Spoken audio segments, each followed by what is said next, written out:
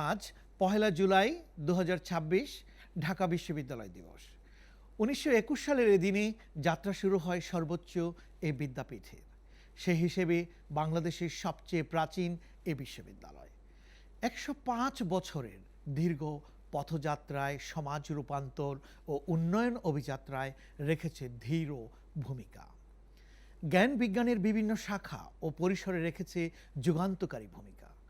বাংলাদেশ নামক জাতিরাষ্ট্রের অভ্যুদয়ে ঢাকা বিশ্ববিদ্যালয়ের ভূমিকা অনস্বীকার্য। পৃথিবীতে এক অনন্য নজির। অতি সম্প্রতি প্রকাশিত হয়েছে কিউএস ওয়ার্ল্ড ইউনিভার্সিটি র্যাঙ্কিং ২০২৭।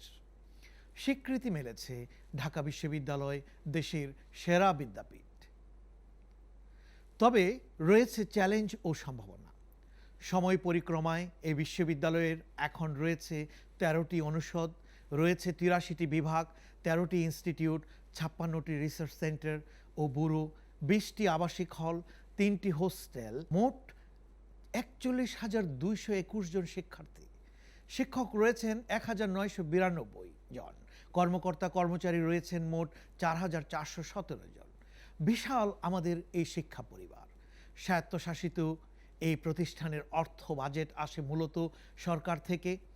উচ্চশিক্ষা ও গবেষণার এই সূতিকাগার সবসময় থাকে আলোচনার কেন্দ্রবিন্দুতে। প্রিয় এ বিদ্যাপীঠের জন্মদিনে সামাজিক বিজ্ঞান অনুষদের উদ্যোগে আজকের আয়োজন সময়ের সংলাপ অনুষ্ঠানে। টেলিভিশন, ফিল্ম অ্যান্ড ফটোগ্রাফি বিভাগের কারিগরি সহযোগিতায় আয়োজিত এই টক শো থেকে সবাইকে জানাই শুভেচ্ছা। আলোচনার শিরোনাম নির্ধারিত রয়েছে উচ্চশিক্ষা ও গবেষণায় ঢাকা বিশ্ববিদ্যালয়। অনুষ্ঠান সঞ্চালনায় রয়েছি আমি ডক্টর মোহাম্মদ মঈনুল ইসলাম, ডিন ভারপ্রাপ্ত সামাজিক বিজ্ঞান অনুষদ ও অধ্যাপক পপুলেশন সায়েন্সেস বিভাগ।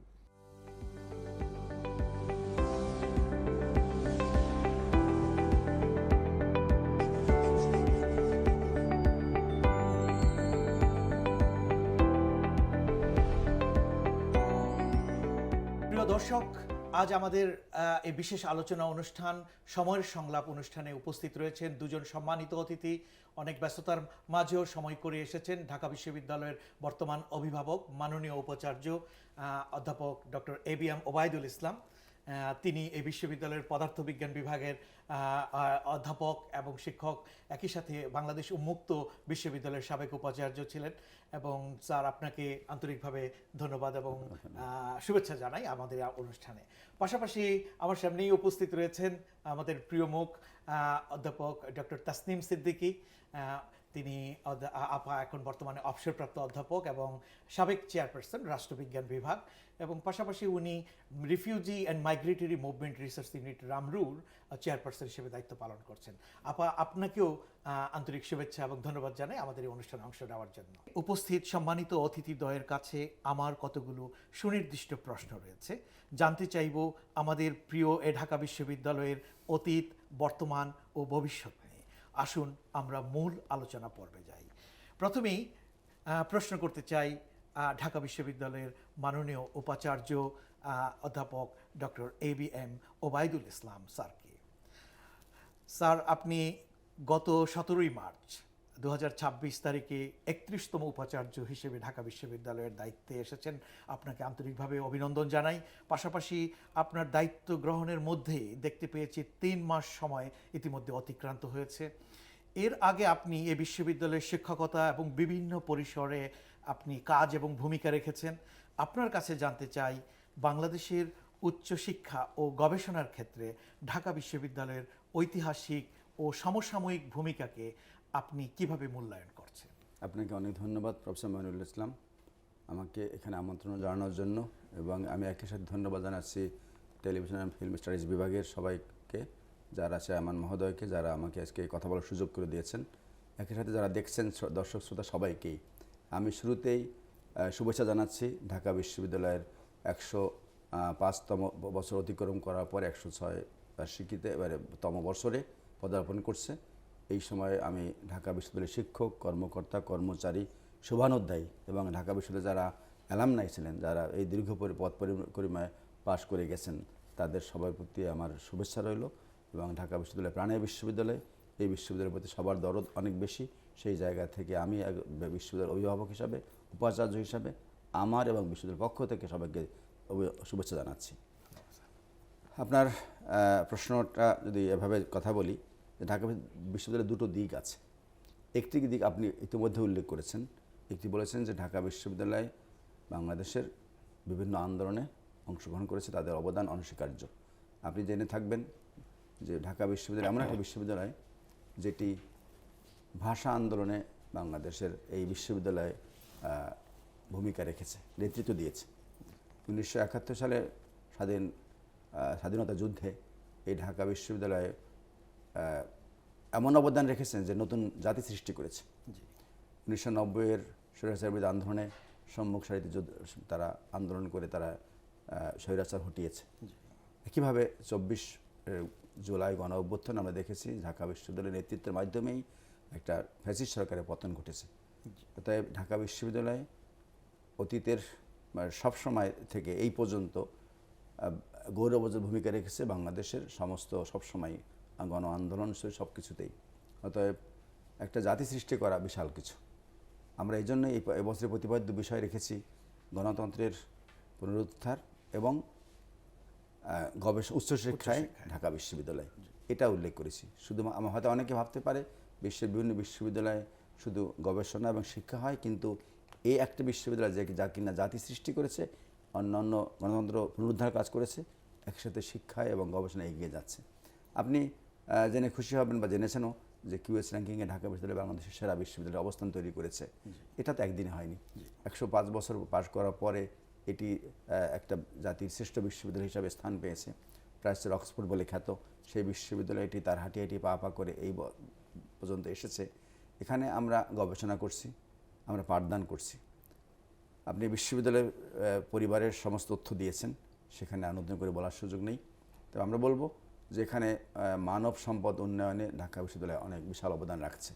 ঢাকা বিশ্ববিদ্যালয়ে আমরা শিক্ষার পাশাপাশি জ্ঞান বিতরণের পাশাপাশি আমরা গবেষণায় অনেক কাজ করছি। আপনি জেনে থাকবেন যে আপনি নিজেও একজন তার ব্যক্তি যে যা কিনা বিশ্বের 2% গবেষকদের মধ্যে তালিকায় ঢাকা বিশ্ববিদ্যালয়ের অনেকজনের স্থান পেয়েছে, তার মধ্যে আপনি একজন। এটা গৌরবের বিষয়, গর্বের বিষয়। আপনাকে অভিনন্দন জানাচ্ছি আমার পরিবারের পক্ষ থেকে। ধন্যবাদ। ঢাকা বিশ্ববিদ্যালয়ে গবেষণা কার্যক্রম পরিচালনা করছে। ঢাকা বিশ্ববিদ্যালয়ের শিক্ষকরা অত্যন্ত মেধাবী। বাংলাদেশের শ্রেষ্ঠ শিক্ষার্থীরা এখানে ভর্তি হয়, তার মাধ্যমে অত্যন্ত প্রতিযোগিতার মাধ্যমে এখানে ভর্তি হন। যারা ভর্তি হওয়ার পরে তারা অনেক প্রতিকূল পরিবেশের মধ্য দিয়েও ঢাকা বিশ্ববিদ্যালয়ে ডিগ্রি নিয়ে যখন দেশের বাইরে তারা যান, তারা অনেক ভালো কাজ করেন। এবং যে শিক্ষকরা এখানে শিক্ষক হিসাবে জয়েন করেন, তারা মেধার পরিচয় দিয়েই তারা এখানে জয়েন করেন এবং তারাই বিদেশে গিয়ে ভালো কাজ করেন। যে মানুষগুলো বিশ্বের বিভিন্ন দেশে উন্নত বিশ্বে গিয়ে অত্যন্ত দক্ষতা স্বাক্ষর রাখেন, মেধার স্বাক্ষর রাখেন, তারা এই বিশ্ববিদ্যালয়ে মেধার স্বাক্ষর রাখবেন, এটা স্বাভাবিক এবং এটাই হওয়া উচিত। কিন্তু আমাদের কিছু প্রতিকূল পরিবেশ চলতে হয়, স্বাদ আছে কিন্তু সাধ্য খুব কম থাকে। যে কারণে আমরা যখন গবেষণার কথা বলি, শিক্ষা কার্যক্রম আলটিমেটলি আমাদের অত্যন্ত উন্নত, কারণ আমরা জানি যে বহির্বিশ্বের কারিকুলামকে ফলো করেই আমরা বিশ্বের দরবারে সমান তালে চলার জন্যে আমরা কারিকুলাম তৈরি করি, সেখানে কোনো আপোষ নাই। কিন্তু গবেষণার ক্ষেত্রে আমাদের একটু ল্যাকিংস আছে, সে যা কিনা আমাদের গবেষণা করার জন্য আমাদের শুধু মেধা থাকলে হবে না। একজন ভালো রাঁধুনি রাঁধতে গেলে তাকে শুধু মেধা দিয়েই বুদ্ধি দিয়ে রান্না করা যায় না, তার জন্য কিছু মশলা লাগে, উপকরণ লাগে, ইনগ্রেডিয়েন্টস লাগে। তো সেখানে আমাদের সেগুলো এখানে খুব কম আছে। আমরা সেই জায়গা থেকে পিছিয়ে আছি, যে কারণে আমাদের মেধা আছে কিন্তু বুদ্ধি আছে, কিন্তু তাদের মশলার কমের জন্য, ইনগ্রেডিয়েন্টস কমের জন্য আমরা গবেষণায় একটু পিছিয়ে থাকি। তবে ইদানিংকালে আমরা চেষ্টা করছি বিশ্ববিদ্যালয়ের সামনে এগিয়ে নিয়ে যাওয়ার জন্য। আমরা বিভিন্ন জায়গাতে আমরা কোলাবোরেশনের চেষ্টা করছি দেশের বাইরের অনেক বিশ্ববিদ্যালয়ের সাথে। একই সাথে আমরা বিশ্ববিদ্যালয়ের সাথে একাডেমির সাথে ইন্ডাস্ট্রি কোলাবোরেশন করার চেষ্টা করছি। আপনি জেনে থাকবেন, আজকে আপনার মিটিং ছিলেন কিনা জানি না, আমরা চেষ্টা করছি যে অ্যালামনাইদের সাথে নিয়ে যারা এই বিশ্ববিদ্যালয়কে পাশ করে গেছেন, তাদের অনেক অবদান আছে, এটা তাদের আলমা মাটার। সো এই বিশ্ববিদ্যালয়কে এগিয়ে নিয়ে যাওয়ার জন্য তাদেরও অবশ্যই কন্ট্রিবিউট করতে হবে। বিশ্বের বিভিন্ন দেশেই কিন্তু এটা ঘটে থাকে যে অ্যালামনাইরা বিশ্ববিদ্যালয়কে এগিয়ে নিয়ে আসে। শুধু সরকারের উপর ডিপেন্ড করলে চলবে না। তো আমরা সেদিক থেকে তাদের আহ্বান জানাবো, ইতিমধ্যে জানিয়েছিও। আমাদের লক্ষ্য এবং উদ্দেশ্য একটাই, শিক্ষার্থীদেরকে সুন্দর পরিবেশে পাঠদান করানো, তাদের থাকার বাসস্থান নিশ্চিত করা, তাদের খাবার নিশ্চিত করা, তাদের লাইব্রেরিতে তাদের পড়াশোনার সুন্দর পরিবেশ বজায় রাখা, এবং তাদের অন্যান্য যে সেবা যাকে বলা হয়, যে সমস্ত সেবার জন্য তারা এখানে এসেছে, তাই সেবা তারা সহজে পেতে পারে। এবং এটা আপনি হয়তো জানেন, ইতিমধ্যে আপনি দিন হিসাবে জানেন যে আমরা ইতিমধ্যে অনেকগুলো অটোমাইজেশন করেছি, ডিজিটালাইজেশন করেছি। সো আমরা অনেক কিছুই অটোমাইজেশন দিকে যাচ্ছি। আশা করি ধীরে ধীরে আমরা আরও ভালো জায়গায় নিয়ে যেতে পারবো বিশ্ববিদ্যালয়, আপনাদের সবার প্রচেষ্টার মাধ্যমে। জি জি, অনেক ধন্যবাদ মাননীয় উপাচার্য। এবং একই সাথে আপনার যে কথাগুলো বললেন, যে শেষ দিকে বলছিলেন যে অ্যালামনাইরা আসলেই বিশ্ববিদ্যালয়ের প্রাণ, তাদের একটা বড় ভূমিকা রয়েছে এবং আসলে অনেক পরিবর্তন হয়েছে, ডিজিটালাইজেশন দিকে যাচ্ছি। স্যার, আপনার কাছে আরও আসবো, আপনার কাছে আরও দুটো প্রশ্ন আছে, কিন্তু এর পরবর্তী প্রশ্নে আপার কাছে যাই। আপা, স্যারের কথা তো শুনলাম এবং মোটামুটি বিশ্ববিদ্যালয়ের আমরা দেখতে পাচ্ছি একটা ট্রান্সফরমেশন, যেটাকে রূপান্তরের মধ্যে যদি ভাই সমাজ রূপান্তরিত হয়, রাষ্ট্রের মধ্যেও দেখে পাই সকল ক্ষেত্রেই রূপান্তর ঘটে। আপনি একজন রাষ্ট্রবিজ্ঞানীও, একজন গবেষক। তো আপা, আপনি বাংলাদেশের এই উন্নয়ন এবং গণতান্ত্রিক অগ্রযাত্রায় ঢাকা বিশ্ববিদ্যালয়ের নতুন কি ভূমিকা হওয়া উচিত? স্যার তো মোটামুটি অনেক কিছু বলেছেন, কিন্তু আপনি মনে করেন একই সাথে যদি যে উচ্চশিক্ষায় যে অন্তর্ভুক্তিমূলক বৈচিত্র্য, যেটাকে আমরা ডাইভার্সিটি বলি, বা জেন্ডার সমতার যদি কথা বলি এখনকার সময় বিশ্ববিদ্যালয়ে, তো এই জায়গাগুলো নিশ্চিত করলে বিশ্ববিদ্যালয়কে আপনি, আমাদের বিশ্ববিদ্যালয়কে কতটা সফল বলে মনে করেন, বা এই ব্যাপারে বা কি মনে করছেন? ঐতিহাসিকভাবে তো ঢাকা বিশ্ববিদ্যালয় এমন একটা অবস্থানে যে বাংলাদেশের আইডেন্টিটির সাথে ঢাকা বিশ্ববিদ্যালয়ের আইডেন্টিটির কোনো রকম পার্থক্য নেই। তবে আজকের বিশ্বে যেখানে জ্ঞান অর্জন, জ্ঞান বিকাশ এবং নতুন নলেজ যেটা আমাদের তৈরি করা প্রয়োজন, বা যেই ভূমিকা, সেই জায়গাটার চ্যালেঞ্জগুলো অনেক বড়। এবং সেই চ্যালেঞ্জের কারণে আজকে যদি আমরা গণতন্ত্রে অথবা উন্নয়নে ঢাকা বিশ্ববিদ্যালয়ের শিক্ষকদের ভূমিকা চিন্তা করি, যে এটা কিন্তু আমরা জানি যে কোনো গবেষণা, প্ল্যানিং কমিশন থেকে শুরু করে আমাদের সমস্ত জায়গায় ঢাকা বিশ্ববিদ্যালয়ের শিক্ষকরা অংশগ্রহণ করছেন। আমাদের সমস্যা একটা আছে, সেটা হচ্ছে এই যে তাদের বিশাল কর্মযজ্ঞ, কর্মক্ষেত্র, এগুলো কিন্তু সেইভাবে ঢাকা বিশ্ববিদ্যালয় হিসেবে রিফ্লেক্টেড হয় না কোথাও, যার ফলে এগুলো ব্যক্তিগতভাবে রিফ্লেক্টেড হয়। কিন্তু আমার মনে হয় যে এগুলোকে একত্র করলে ঢাকা বিশ্ববিদ্যালয়ের আগের অবদান এবং এখনকার অবদান কোনোটাই ছোট করে দেখার কোনো উপায় নেই। এবং এখনকার অবদানের ক্ষেত্রে যেই জায়গাগুলোতে আমার মনে হয় আরও অনেক বেশি আমাদেরকে কাজ করতে হবে, সেটা হচ্ছে, আমরা জানি ইনোভেশন ছাড়া কিন্তু আজকের যুগে কোনো বিশ্ববিদ্যালয়ের রেটিং বলি, যা কিছু বলি, সেখানে থাকতে সে পারবে না, একটা জায়গায় অবস্থান সে রাখতে পারবে না। আমরা যদি এভিডেন্স বেসড পলিসির কথা চিন্তা করি, আজকে যত পলিসি হচ্ছে না, সেই পলিসিগুলোর এভিডেন্স তৈরি করে কিন্তু গবেষকে নয়। আর এই গবেষকরা যে আমাদের এখানে এভিডেন্স বেসড পলিসির জন্য জিনিস তৈরি করবেন, বেশিরভাগ গবেষণাই কিন্তু আমরা দেখছি আন্তর্জাতিকভাবে কোলাবোরেশনের মাধ্যমে হচ্ছে। তো প্র্যাকটিক্যালি যে আমার দেশের ইন্টারেস্ট, সেটা যে সবসময়ই ওর ভেতর দিয়ে আসছে তা নয়, বরং গ্লোবাল নলেজের ভিতরে সেটাকে যেখানে ফেলতে হবে সেখানে ফেলে আমরা গবেষণাটা করছি।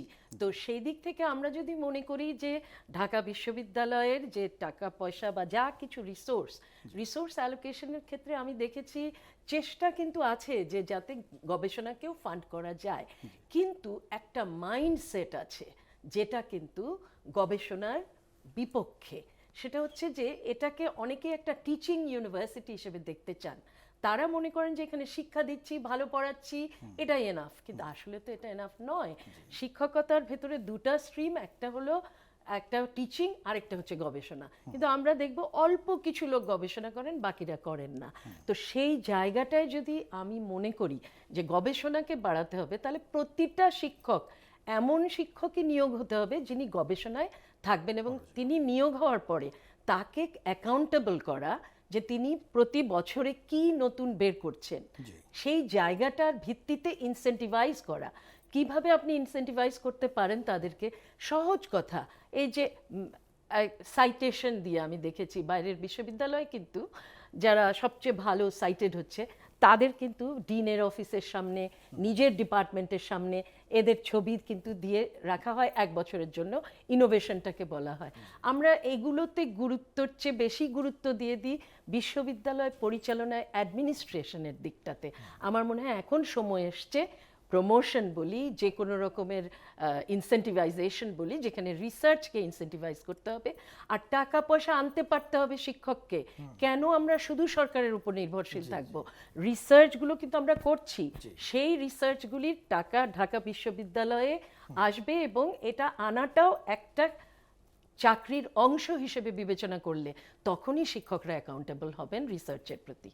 জি, ধন্যবাদ আপা। আপনি যথাযথই বলেছেন, শুরু করেছেন উদ্ভাবন দিয়ে, ইনোভেশন দিয়ে, তারপর বললেন এভিডেন্স বেসড, যেটাকে প্রামাণ্য নির্ভর নীতি তৈরির ক্ষেত্রে, এবং কোলাবোরেশনের যে জায়গাটি অবশ্যই গুরুত্বপূর্ণ জায়গা, যেটাকে অংশীদারিত্বের ভিত্তিতে, এবং আমাদেরও দায়বদ্ধতার জায়গা রয়েছে যে শুধুমাত্র সরকারের মুখাপেক্ষি নয়, এর বাইরেও আমাদের যাতে এখানে আর্থিক সহযোগিতার জায়গাটা যাতে আমরা উত্তরণ করতে পারি। আমার মনে হয় আপা আপনার কাছে আবারও আসবো পরবর্তীতে। এই মুহূর্তে মাননীয় উপাচার্যের কাছে আবার চলে যাই, কারণ স্যার ভালো করে এই মুহূর্তে জানেন যে অতি সম্প্রতি যে কয়েকদিন আগে যে কিউএস ওয়ার্ল্ড ইউনিভার্সিটি র্যাঙ্কিং 2027 যে প্রকাশিত হয়েছে, বাংলাদেশের মোট 13টি বিশ্ববিদ্যালয় স্যার এখানে স্থান পেয়েছে, এবং ঢাকা বিশ্ববিদ্যালয় দেশের পাবলিক এবং প্রাইভেট বিশ্ববিদ্যালয়ের মধ্যে শীর্ষে অবস্থান করছে, যদিও কেউ কেউ ভিন্নভাবে বলার চেষ্টা করে থাকেন বিশ্ববিদ্যালয়কে নিয়ে। তবে আমি যেটি মনে করছি স্যার, আপনি বৈশ্বিক পরিমণ্ডলে ঢাকা বিশ্ববিদ্যালয়ের অবস্থান কিন্তু 600-তে, যদিও আমরা দেশের মধ্যে সেরা রয়েছি। তো নানা সীমাবদ্ধতার মধ্যেও ঢাকা বিশ্ববিদ্যালয়ের সামনে এগিয়ে যাবার বিষয়টিকে আপনি কিভাবে দেখছেন স্যার? জি, আপনাকে আবার ধন্যবাদ। আপা চমৎকার করে বলেছেন। সেই ধারাবাহিকতার দিকে আমরা যে চলে যাই, রিসার্চের কথা আবার বলেছেন। জি জি, তারই ধারাবাহিকতায় রিসার্চ ছাড়া একটা বিশ্ববিদ্যালয়ের খুব উপরে উঠতে পারে না। টিচিং ইউনিভার্সিটি হিসাবে আমরা স্বীকৃতি পেতে চাই না, কখনো ছিলামও না। এখনও আমরা সেই জায়গায় আছি যে আমরা সবসময় গবেষণা করি এবং বিশ্বের মানদণ্ডে যে জায়গায় আমরা থাকার চেষ্টা করি সেখানে যাওয়ার জন্য প্রতিযোগিতা করি, এটাই স্বাভাবিক। এবং সে সাইটেশনের কথা বলেছেন, আমরা সাইটেশন নাম্বার বাড়াতে না পারলে আমরা বিশ্বের দরবারে কিউএস র্যাঙ্কিংয়ে সেটা আমরা ভালো যেতে পারবো না। তবে শুক্রিয়া আলহামদুলিল্লাহ যে বছরে আমরা কিউএস র্যাঙ্কিংয়ে বাংলাদেশ ঢাকা ভিতরে সেরা 1 নম্বর অবস্থান করেছে, এটা ভালো খবর। কিন্তু সার্বিকভাবে আপনি বলছেন বিশ্বের দরবারে যে অবস্থানটা কেমন, অবশ্যই আমরা সেটা মানে আশাব্যঞ্জক না, কেননা আমরা যেমন ভালো করছি অন্যরা ভালো করছে। এই বিশ্বায়নের যুগে কেউ বসে নাই। আমরা যেমন করে দৌড়াচ্ছি তারাও দৌড়াচ্ছে। সো আমরা আমাদের স্বাদ এবং সাধ্য সব কিছুকে অ্যাকুমুলেট করে আমরা দৌড়ানোর সাথে সাথে তারাও সেভাবে এগোতে পারছে। আমি তো একটু আগে বললাম যে আমাদের যে পরিমাণ সুযোগ রিসোর্স আছে, আমাদের ম্যান পাওয়ার আছে, আমাদের মেধা আছে, কিন্তু আমাদের একমাত্র ফান্ডিংয়ের ল্যাকিংসটা আছে। তবে আমরা এখন কিন্তু বললাম যে সরকার, আপাও একসাথে একমত হয়েছেন আমার সাথে, যে সরকারের একাধি তাকিয়ে লাভ নেই, আমাদেরকে কিন্তু ফান্ড আনতে হবে। আমরা গবেষণা করার জন্য বিশ্বের বিভিন্ন বিশ্ববিদ্যালয়ের সাথে আপনি নিজেও অনেক জায়গায় মানে কোলাবোরেশন করছেন, আপনি এমওইউ সাইন করেছেন, আমরা প্রতিনিয়ত এমওইউ সাইন করে যাচ্ছি। এটা কিন্তু একটা ইম্প্যাক্ট পড়ে, এর গুরুত্ব আছে। সো এটা মধ্য দিয়ে আমরা চেষ্টা করে যাচ্ছি, এবং আমরা এটাও বলেছি একটু আগে যে আমরা গবেষণার জন্য গভর্নমেন্টের কাছে ফান্ড চাইব।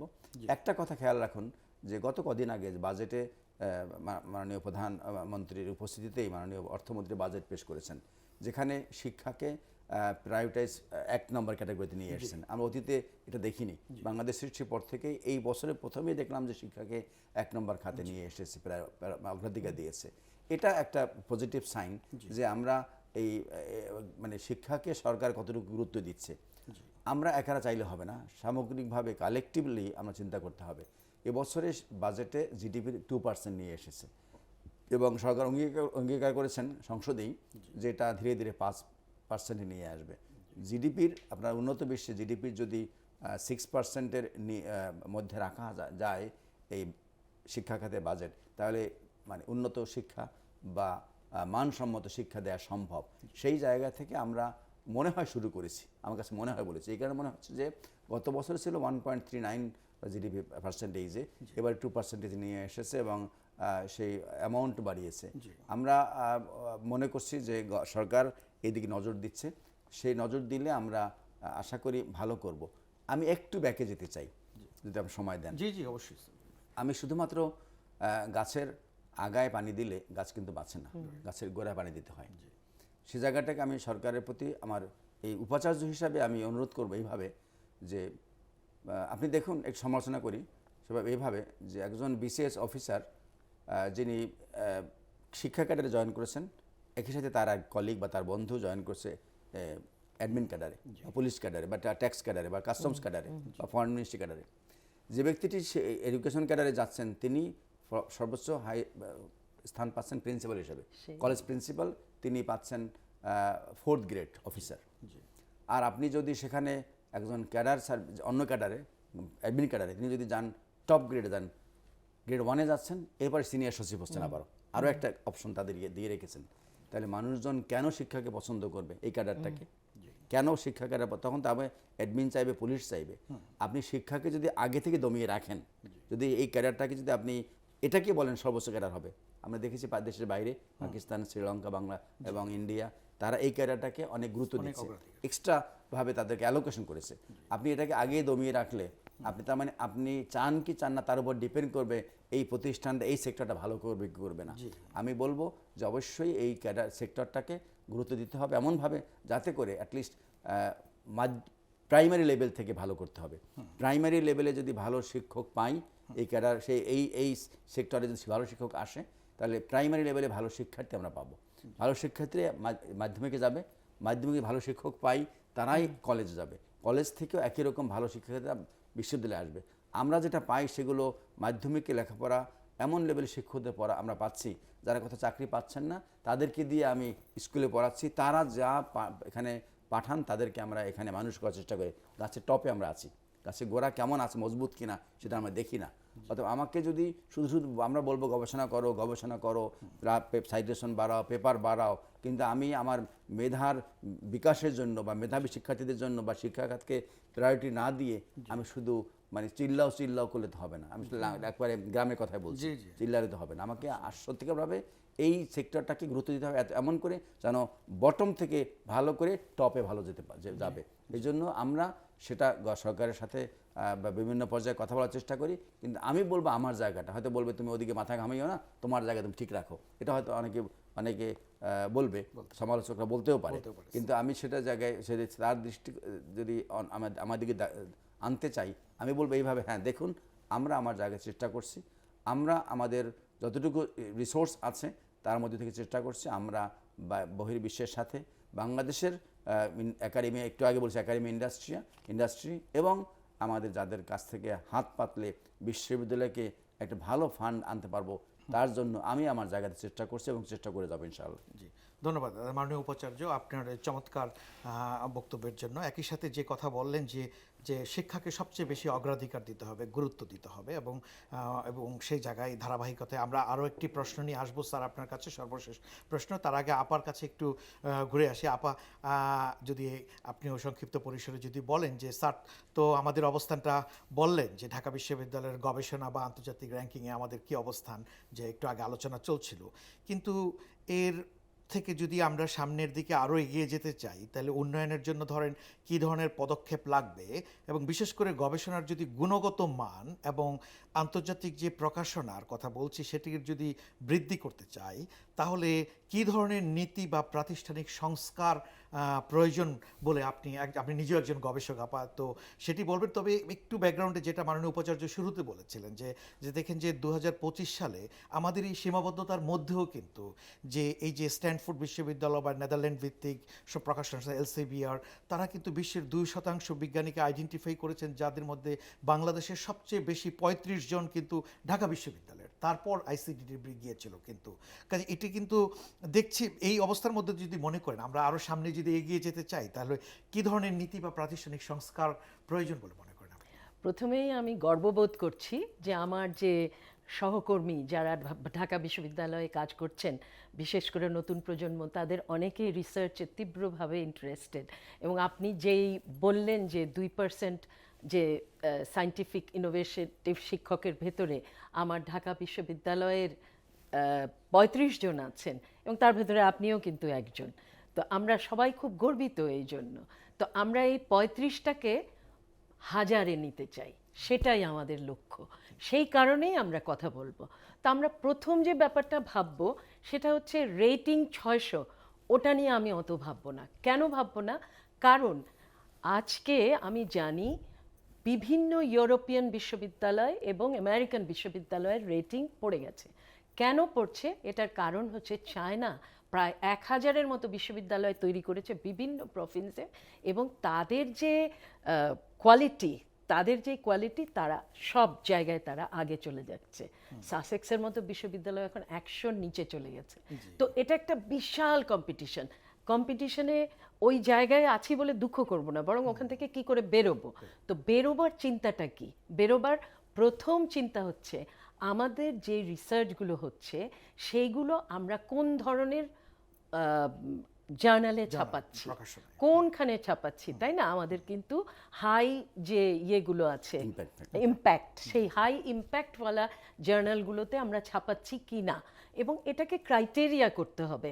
আমরা জানি প্রমোশন, আমাদের শিক্ষকদের প্রমোশনের সাথে কতগুলো আর্টিকেল সেটা যুক্ত, কিন্তু আমরা প্রায়শই দেখেছি যে কোনো জায়গায় পাবলিশ করেই কিন্তু প্রফেসর হচ্ছেন, আর যিনি খুব ভালো হাই ইম্প্যাক্ট জার্নালে প্রকাশ করলেন তিনি ওই একই সুবিধা পাচ্ছেন বা পাচ্ছেন না। পিএইচডি করতে গেলে তারা পিছিয়ে পড়ছেন, যারা এখানে বসে 3 বছরের মাথায় পদোন্নতি পেয়ে যাচ্ছেন, তখন ওই পিএইচডি করা আসা লোককে কিন্তু আপনাকে পরে ঠিক জায়গায় আনতে হবে। এই জায়গাগুলো না হলে রিসার্চের প্রতি যে মমত্ব, সেটা আমার শিক্ষকের যে চায় রিসার্চ করতে তার থাকবে না। দ্বিতীয় যে আরেকটা জিনিস, আমাদের তো ব্রিলিয়েন্ট মাইন্ড সমস্ত ঢাকা বিশ্ববিদ্যালয়ে। আমি পড়িয়েছি রাষ্ট্রবিজ্ঞান বিভাগে, আমি মুগ্ধ হয়েছি আমাদের ছাত্রদের অ্যাচিভমেন্টে। এবং যখন আমি চেয়ারম্যান ছিলাম, আমি যেটা শুরু করি যে একটা বছরে একটা করে আমরা যারা আমাদের স্টুডেন্ট তাদের জন্য ইয়াং একাডেমিক্স অ্যান্ড প্রফেশনালের কনফারেন্স করব, এবং সেই কনফারেন্সের পেপার আমি বলবো এগুলোর কোয়ালিটি এত উঁচু এদের পেপার, এবং শিক্ষকরা প্রচুর কেটেছেন তাদের সাথে, এবং এইগুলোকেই যদি আমরা জার্নাল পর্যায়ে নিয়ে যাই, এগুলো কিন্তু ইয়াং একাডেমিক্স ক্যারিয়ার এই জায়গায় রিসার্চটা দিয়েই বাইরের বিশ্ববিদ্যালয়গুলো ওঠে। যতগুলো আমরা কাজ করছি বাইরের বিভিন্ন একসাথে ইন্টারন্যাশনাল ইউনিভার্সিটির সাথে, সব জায়গায় কাজগুলো করছে ইন্টার্নরা। কাজ শিক্ষক গাইড করছেন, ইন্টার্নরা করছে ওই ওনার পরামর্শের ভিত্তিতে সেই কাজের উপরে তখন কাজ করছেন শিক্ষকরা, তাই না? তো আমাদের ওই জায়গায় যেতে হবে। আর বাইরে আমরা জানি যে এখন কোথাও, ইন্ডিয়া বলেন পাকিস্তান বলেন, কোথাও পিএইচডি ছাড়া শিক্ষক রিক্রুটমেন্ট হয় না। তো আমাকে আস্তে আস্তে আমার স্ট্যান্ডার্ড বাড়াতে হবে, এবং মানে সোজা কথা, মানে যারা গবেষণা করছেন তাদেরকে গুরুত্ব দিতে হবে। এবং বাইরে কি হয় যে যারা গবেষণা করছেন তাদের বেশ কিছু সুযোগ সুবিধা তৈরি করে দেয়া হয়, যেমন তাদেরকে বলা হয় যে তোমার ক্লাস একটা কম নিতে হবে বা এটা করতে হবে, ওইভাবে মাপা হয় তার কর্মঘণ্টাকে। অবশ্যই যদি তিনি প্রডিউস না করেন তাহলে কিন্তু তার থেকে সেগুলো কেড়ে নেওয়া হয়। কিন্তু আমার এখানে কিন্তু রিসার্চ করি মানে আমি একটা বিরাট বিপদের মধ্যে, কারণ আমিও এখান থেকে বাইরে যাব, বিদেশ যাব। কেন আপনি এত বিদেশ যাবেন? আরে বিদেশ না গেলে তো এইসব মিটিং হবে না। তো এই জায়গাগুলো ছাড়তে হবে, দৃষ্টিভঙ্গি বদলাতে হবে, এবং অবশ্যই শিক্ষককে অ্যাকাউন্টেবল থাকতে হবে যে আমি ক্লাসও নেব, গবেষণাও করব। কিন্তু যারা গবেষণা করেন না তারাই যে রেগুলার ক্লাস নেন সেটাও কিন্তু না। কিন্তু আমাদের সেই অ্যাকাউন্টেবিলিটির স্ট্রাকচারটা তৈরি করতে হবে এখন, যেটা হচ্ছে এখন কিন্তু আবার হচ্ছে যে এই স্ট্রাকচারটা। আর আমি একটা কথা বলবো এখানটায়, যে এই বিশ্ববিদ্যালয়ের সাথে আমার আত্মার যোগাযোগ।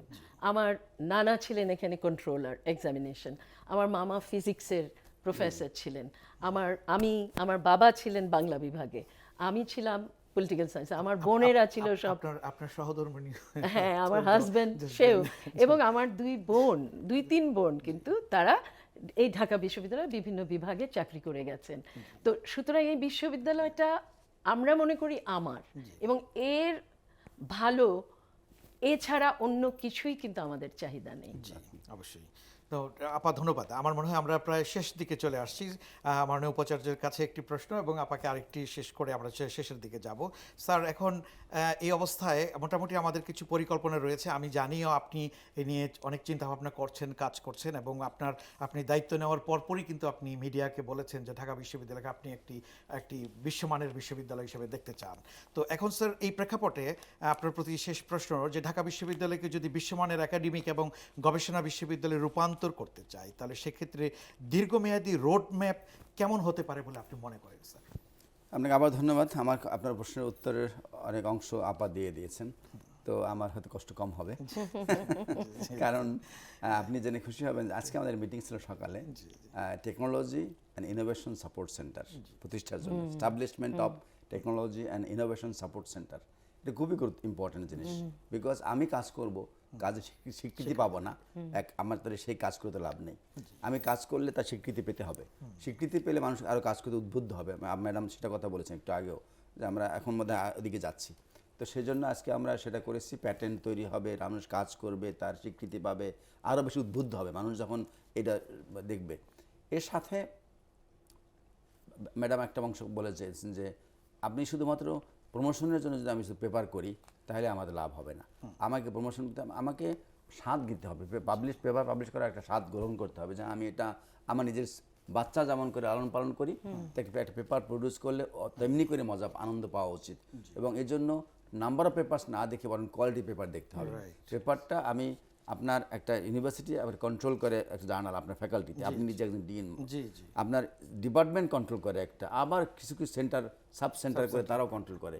আমরা বুঝতে চাই যে ওই সাব সেন্টার বা সেন্টারের বা ডিপার্টমেন্টের বা ফ্যাকাল্টিতে কোয়ালিটি কি কোথায় ডিটোরিয়েট করছে কিনা এটা বোঝা উচিত, জানা উচিত, নট অনলি ফর প্রমোশন। এবং এই জন্য আমাদেরকে এই ক্ষেত্রে আমরা চিন্তা করব যে যারা ভালো পেপার করবে তাদেরকে ইনসেন্টিভ দিতে হবে, স্বীকৃতি দিতে হবে। স্বীকৃতি পেলে তারা অবশ্যই আর ভালো কিছু করার চেষ্টা করবে। একই সাথে আপনি জেনে খুশি হবেন যে আপনি নিজেও বোধহয় ছিলেন, পরশুদিন একটা মিটিং করেছিলাম 2-3 দিন আগে, যে আমরা ঢাকা বিশ্ববিদ্যালয় একাডেমিক প্ল্যান, আমরা বিশ্ববিদ্যালয়টাকে কোথায় নিয়ে যেতে চাই, এই জন্য একটা কর্মপরিকল্পনা তৈরি করেছি, করার চেষ্টা করেছি। আমরা সেটাকে আগামী 20 বছর কোথায় দেখতে চাই সেখানে আমাদের প্রতি বছর তো এটা প্ল্যান করা যায় না, কারণ রাস্তা প্রতি বছর খুঁড়তে হয় না। বাংলাদেশ রাস্তা প্রতি বছর খুঁড়ে একবার সোয়ারেজ লাইন ঠিক করে, ইলেকট্রিক লাইন ঠিক করে, এতে রাস্তা আসলে কোনো লংজিভিটি থাকে না, আর্থিক অপচয় হয়।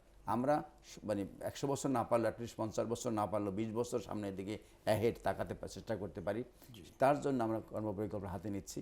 আমরা বাই জুলাই আমরা হয়তো আরও বড় ধরনের একটা প্রোগ্রাম শুরু করব, যার মধ্য দিয়ে 20 বছর পরে এই বিশ্ববিদ্যালয় কোথায় দেখতে চাই, বিশ্বমানের নাম্বার 600 নাকি একটু আগে ম্যাডাম বলেছেন যে 600 না, এটা গুরুত্ব না, গুরুত্ব হচ্ছে আমরা কোয়ালিটি কাজ করেছি কিনা, আমাদের কাজগুলো ওয়ার্ল্ড ক্লাসে কোয়ালিটি সম্পন্ন কিনা, আমরা শুধুমাত্র প্রমোশন পাওয়ার জন্য কাজ করছি নাকি রিয়েলি আমরা সেই কোয়ালিটি করছি, কোয়ালিটি কন্ট্রোল করছি, তার উপর ডিপেন্ড করছে। সো আমরা সেই পরিকল্পনা হাতে নিয়েছি। আপনি এর সাথে আপনি একজন অংশীদার, সো আপনি আমার দূরের না, আপনি এই প্রশাসনের একটা অংশ হিসাবে আপনিও সাথে আছেন, থাকবেন। অতএব আমরা আশা করি বিশ্ববিদ্যালয়কে এই একটা মানসম্পন্ন শিক্ষা, মানসম্মত গবেষণার মাধ্যমেই বাংলাদেশের এই সর্বোচ্চ বিদ্যাপীঠকে বিশ্বের দরবারে ভালো জায়গায় নিয়ে যাওয়ার চেষ্টা করবো ইনশাআল্লাহ। জি, অনেক ধন্যবাদ। আপা, আপনার প্রতি শেষ প্রশ্ন। আপনি কিন্তু সামাজিক বিজ্ঞান অনুষদভুক্ত আমাদের শিক্ষক, গবেষক, এবং এখানেই আপনার মূলত পদযাত্রা ছিল দীর্ঘ সময়।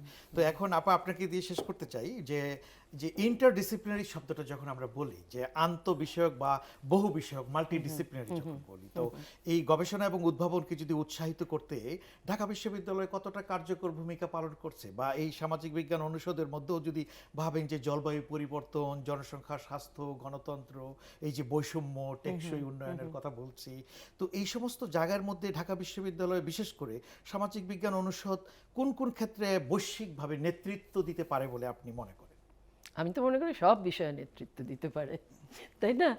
না, তবে আপনার যে মানে কথাটা যেটা, সেটা তো ঠিক যে আমাদেরকে রিসার্চের ক্ষেত্রে ইন্টারডিসিপ্লিনারি হতে হবে। কিন্তু ঢাকা বিশ্ববিদ্যালয়ে যে আমাদের ছেলে মেয়েদের কিন্তু আগে একটা সাবসিডিয়ারি ছিল। আমি হিস্ট্রির লোককে চিনতাম, আমি যদি আজকে লতে যে করতাম পলিটিক্যাল সায়েন্টিস্ট হয়েও আমি তাদের সাথে একটা আমার যোগাযোগ হতো। কিন্তু আমরা এখন করেছি কি সব কিছু ইন্টিগ্রেটেড করে ফেলেছি। ইন্টিগ্রেটেড করার ফলে যেটা হয়েছে, আমরা পলিটিক্যাল সায়েন্টিস্টরাই শেখাচ্ছি সোসিওলজি, শেখাচ্ছি ইকোনমিক্স, ফলে হচ্ছে কি আমার যে নতুন রিসার্চার তাদের দিগন্তটা কিন্তু উন্মোচিত হচ্ছে না বিভিন্ন দিকে। তো তাহলে সেটা করতে গেলে কি করতে হবে, আমাদের আবার করে কিন্তু ভাবতে হবে যে আমরা বিভিন্ন কোর্স কেন অন্য ডিপার্টমেন্ট থেকে নেব না। আর এই যে আমরা যে এখন যে অনবরত ডিপার্টমেন্ট খুলেছি, এটা বিশ্বের কোথাও নেই। তারা কি করে একটা ডিপার্টমেন্টের অধীনে 3টা বিভাগ এরকম করে জিনিসগুলো করে। কিন্তু আমরা কেন খুলেছি? পয়সার অপচয় হচ্ছে, কারণ আমরা 3জন চেয়ারম্যান, 3জন অমুক, 3জন এগুলো নিচ্ছি, কিন্তু তা না করে আমরা যদি একটা বড় ইয়ের অধীনে 4টা-5টা করে ডিপার্টমেন্ট নিয়ে আসি, তাহলে কিন্তু রিসোর্স আমরা অলরেডি নিয়ে চলে Discipline আসতে ভাগ করে পারবো দাও। এবং ইন্টারডিসিপ্লিনারি হবার যে সুযোগ সেটা আমরা পাবো। দ্বিতীয় যে ব্যাপারটা আমি একটু বলতে চাই, যে আমরা যদি ইন্টারডিসিপ্লিনারি হতে চাই, আপনি দেখবেন যে আমরা এখন পর্যন্ত ব্যক্তিগতভাবে সরকারের বিভিন্ন গবেষণার সাথে যুক্ত থাকি বা পলিসি মেকিং এর সাথে যুক্ত থাকি, কিন্তু ঢাকা বিশ্ববিদ্যালয় যেটা করতে পারে, ডিপার্টমেন্ট অথবা অনুষদ প্রতিটা মন্ত্রণালয়ের সঙ্গে, যেমন জলবায়ু পরিবর্তন, তারপরে হচ্ছে যে ডিজাস্টার, তারপরে অন্যদিকে হচ্ছে মানে এরকম যত ডিপার্টমেন্ট যেগুলো প্রায়োগিক দিক রয়েছে, সেখানে আমরা এমওইউ সই করতে পারি এবং এই এমওইউ এর আলোকে আমরা কিন্তু ওই যে গবেষণার প্রতি অ্যাক্সেসটা আমরা তৈরি করে নিতে পারি। রামরু ঢাকা বিশ্ববিদ্যালয়েরই একটা প্রতিষ্ঠান, সেখান থেকে যে আমরা আজকে বিভিন্ন মন্ত্রণালয়ের সাথে আমাদের এমওইউ আছে এবং এই এমওইউর ভিত্তিতেই কিন্তু আমাদের কাজ ইন্টারডিসিপ্লিনারি হয়ে যাচ্ছে, কারণ আমরা যখন national strategy on internal displacement তৈরি করলাম সরকারের জন্য, তখন আমাকে ইঞ্জিনিয়ার নিতে হয়েছে, তখন আমাকে অ্যানথ্রোপোলজিস্ট নিতে হয়েছে, সোসিওলজিস্ট, ইন্টারন্যাশনাল রিলেশনস আর পলিটিক্যাল সায়েন্সের পলিসি তো আমি আছি। তো তাহলে এই যে জায়গাগুলো, এগুলো হবে কখন, যখন ওরকম একটা ভাইব্রেন্সি চলে আসবে, এবং আমি মনে করি আমার বিশ্ববিদ্যালয়ের নেতৃত্বকে এখন ওই ভাইব্রেন্সি আনার দিকে চলে যেতে হবে। ধন্যবাদ। অনেক ধন্যবাদ। আমার মনে হয় যে আপা খুব চমৎকার করে বলেছেন এবং স্যারও খুব চমৎকার করে বলেছেন। আমরা আশাবাদী হতে চাই। হ্যাঁ। আমি মনে করি যে একটু আগে আপা বলছিলেন, আমি চীনের পিকিং বিশ্ববিদ্যালয়ে যখন পড়েছি তখন দেখতে পেয়েছি সরকার কিন্তু বিনিয়োগ করেছেন হ্যাঁ, ইউনিভার্সিটি, ন্যাশনাল কি ল্যাব করেছেন, ওখান থেকে আবার সামনের দিকে এগিয়ে যাওয়ার একটা পরিকল্পনা এগিয়েছে এবং তারপর কিন্তু এখন দেখতে পাচ্ছি তারা দ্রুত এগিয়ে যাচ্ছে। আপনি যেটা বলছিলেন, চীনের 4টি বিশ্ববিদ্যালয় এখন কিন্তু রিসার্চ র্যাঙ্কিংয়ে অনেক উপরে চলে গেছে। সো আমাদের মনে হয় যে অভিজ্ঞতাগুলো কাজে দিবে এবং সামাজিক বিজ্ঞান অনুষদ থেকেও আমরা মনে করি যে ভালো কাজ করার সুযোগ রয়েছে। মাননীয় উপাচার্য এবং অধ্যাপক সিদ্দিকী আপা, আপনাকে দুজনকে আমি বলবো যে আন্তরিকভাবে ধন্যবাদ জানাই এই অত্যন্ত স্বল্প সময়ের পরিসরে, এবং আমি জানি আপনারা দুজনেই ব্যস্ত, উপাচার্য মহোদয় অত্যন্ত ব্যস্ত আমি জানি, এই ব্যস্ত সময়ের মধ্যেও যে আমাদের এই আহ্বানে আপনারা দুজনেই এসেছেন এবং এই প্রিয় প্রতিষ্ঠানের প্রতি যে আমি মনে করি আপনাদের একজনের কমিটমেন্টের বহিঃপ্রকাশ আজকে আমরা দেখতে পারলাম। তো দর্শক শ্রোতা, আপনারা ধারাবাহিকভাবে আমরা এ ধরনের আলোচনা অব্যাহত রাখব বলে আশা করছি। জন্মদিনে ঢাকা বিশ্ববিদ্যালয়ের কাছে সামগ্রিক প্রত্যাশা রয়েছে আমাদের সকলের, বিশ্বমানের আধুনিক শিক্ষা প্রদান, গবেষণায় উৎকর্ষ সাধন, গণতান্ত্রিক পরিবেশ নিশ্চিত করা এবং আন্তর্জাতিক র্যাঙ্কিংয়ে স্বীয় অবস্থান উন্নত করা, শিক্ষা ও সুশিক্ষার প্রসার ঘটানো। এই বিশ্ববিদ্যালয় থেকে জাতি সবসময় যুগোপযোগী নেতৃত্ব ও গবেষণাধর্মী সমাধান প্রত্যাশা করে। ঢাকা বিশ্ববিদ্যালয় সমগ্র দেশ ও বিশ্বকে আলোকিত করুক। ঢাকা বিশ্ববিদ্যালয় দিবস 2026 সফল হোক। সবাইকে এই আলোচনা অনুষ্ঠান দেখার জন্য এবং যারা এর সাথে জড়িত রয়েছেন সবাইকে জানাই অশেষ ধন্যবাদ।